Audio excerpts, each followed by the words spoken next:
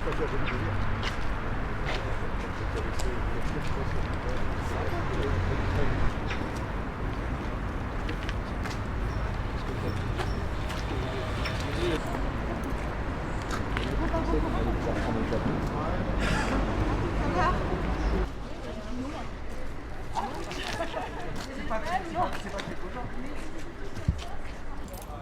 un peu ce qu'ils disent en fait.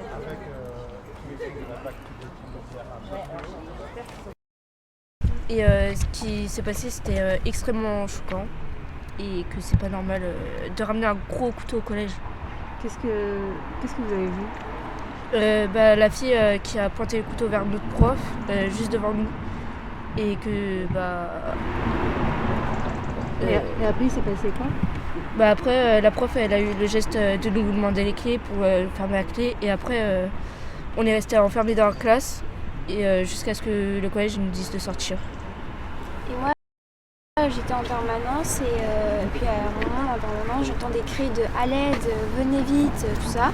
Puis il y a quelqu'un qui était puni à l'extérieur de la permanence et il disait « il y a quelqu'un avec un couteau ». Donc on s'est tout de suite confinés, on a fermé la clé et voilà. Vous la connaissez cette élève? Oui, j'ai parlé avec elle pendant une journée parce qu'elle était toute seule et je pensais pas que c'était elle. Donc, après je me suis mise à pleurer parce que c'était choquant quoi. Je pensais... Non, alors moi je connaissais pas l'élève, je l'avais pas en classe. Néanmoins, j'avoue que ça fait... Pardon, je suis désolée, ça fait 8 ans que je suis en REP et j'ai pas connu une année sans incident violent. Et c'est assez difficile en fait à affronter au quotidien.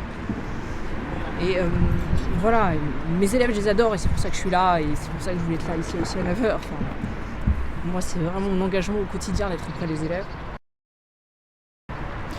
Et voilà, je ne comprends pas ce qui a pu se passer dans le suivi en fait, parce qu'on lance des alertes continuellement sur le suivi des élèves, sur ce qui peut se passer à l'extérieur, sur leur prise en charge.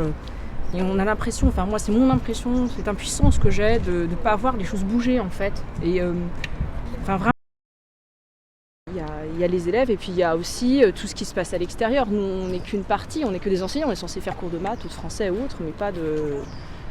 Voilà.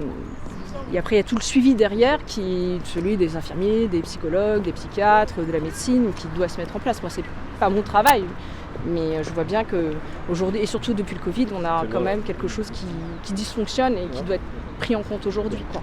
Vous constatez une dégradation? Donc j'étais particulièrement choquée parce que je l'ai appris hier soir via mes collègues. Donc un peu de crainte de revenir.